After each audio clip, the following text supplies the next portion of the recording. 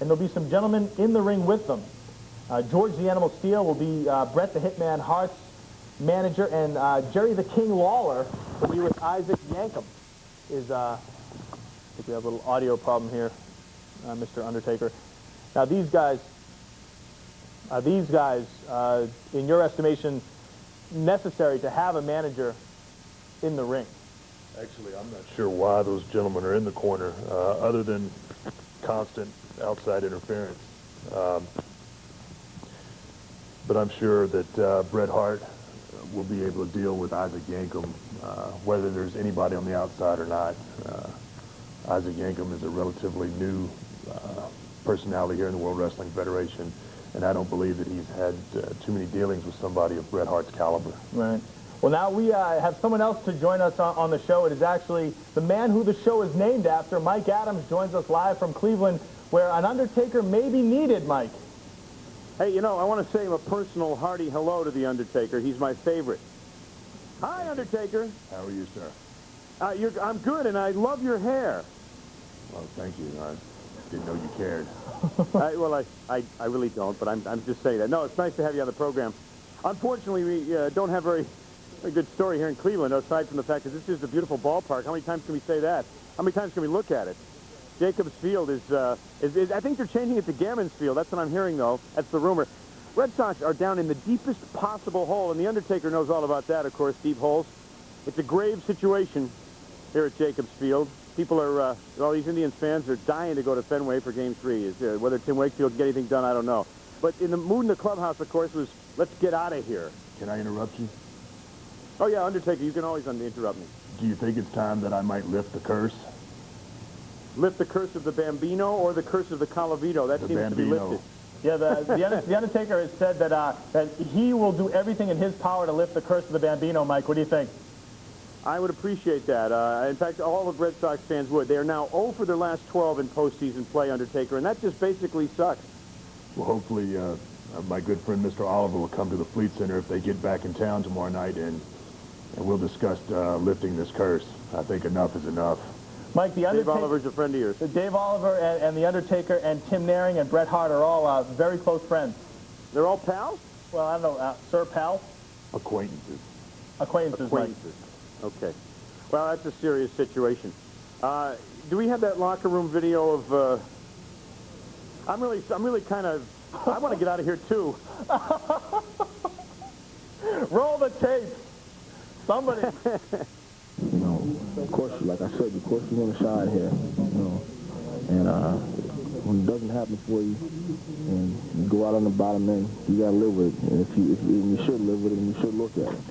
So, you know, that's how I feel about it. So we're just going to have to come out and fight. And, I mean, we're going to, bottom line is we're going to have to win 3 games in a row. But, you know, if Nagy comes out pitching like if he has in the past, I mean, he's a quality starter too, so, I mean, hopefully he hangs a few pitches here and there.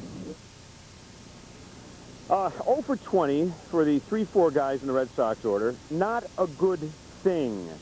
Red Sox top 2 starters, Eric Hansen, who was very good against Cleveland all year long, and Roger Clemens, who was very good toward the end of the year in every outing. Not that good. Now, Tim Wakefield, is he back? We don't know. We'll find out on Friday in Game 3 and maybe the final game. Red Sox possibly going to be 0-13 in their last 13 starts in postseason play. So, you know, happy thing here for Indians fans, Tribe fans, all walking around going, wahoo, wahoo! Red Sox fans, and I didn't see any here, by the way, wherever they are, obviously not happy tonight. Hey, Undertaker, is that a devil tattoo on your arm? It's the closest thing that I could get to you from a picture. Oh. Hey, he better watch out. I'm going to come down here and give him a noogie. Mike, if you were sitting next to him, I can assure you that you would not be saying anything. This is a specimen and a half. The guy's 6'10", Mike. He's 6'10"? He's 6'10". Well, the bigger they are, the harder they fall. Hey, Mike, let me ask you a question. The Red Sox feel cursed after last night's game. They might have let a real legitimate opportunity pass by them yesterday. Are they feeling that? Well, I'm sure. First of all, they had so many opportunities to win that game yesterday, and they had hours and hours in which to do it, and a couple of rain delays to think of new strategies. That was just a game that, from hell, it was an interesting game to watch, but unfortunately the outcome for the Red Sox was It really had to hurt a lot after all the comebacks they made, the Naring home run. Albert Bell is out of his mind, corked bat or not. This guy's having one unbelievable year, and Red Sox fans have got to hate the guy, personally. One guy walked out of here tonight with a sign that said, Mo for 10. You know, that's got to hurt. But the fact of the matter is that that did hurt the Red Sox. 0 for 20 in the middle of their lineup, and leaving a bunch of guys in scoring position and a bunch of runners on base. That's just not supposed to happen that way. Mike, it really amazes me that you would think that the Sox, they got there on the strength of really being able to hit the ball, and especially with guys in scoring position. It seems like it's just not happening for them, and the pitching staff isn't doing really all that bad of a job. 4 runs to the Indians is winnable.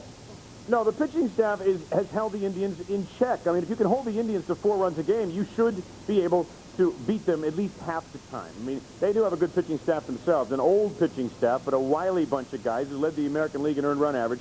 We know about their legendary hitting, and the Red Sox have done a good job. Their pitching has not been the problem. It's been the hitting. It's been getting the bunch down. I mean, you know, in crucial situations. They've been hurt a little bit by fluky situations, and they've been hurt by Albert Bell. It's a classic case of being overmatched, at least so far. Mike, you would figure that Mo Vaughn will be having a tough series because he hasn't been there really at this level with all the pressure on him. But a guy like Jose Canseco, is he trying to jack every pitch out? I mean, the guy doesn't want to hit a single or a double. He wants everything to fly out like Albert Bell. His at-bats have looked like he's been trying to hit it hard. Even when a situation called for a base hit with a runner on second base last night, he took a couple of wicked cuts. He's clearly not getting it done. And Jose has had a long streak of postseason play where he hasn't done very well. I think he was 1 for his last 28 or something. And that this doesn't include tonight's game. So, the experience or not, he's not getting it done. Mo Vaughn, it's his first time out there. He's doing particularly poorly against the left-handed pitching of Paul Ossenmacher. Right. I'm getting sick of seeing that guy come in. And Mo has got to be sick of seeing that slider that there's no way he can even touch. Mike, my compliments to your photographer, Bob Ritchie, who's giving us some really beautiful backgrounds of you roaming around Jacobs Field. Well, you know, Bob's a little tired. His shoulder's getting a little weary, and he's no Undertaker. You know, Bob's when Bob takes off his clothes, it looks like the unveiling of a 3-wood. Yes.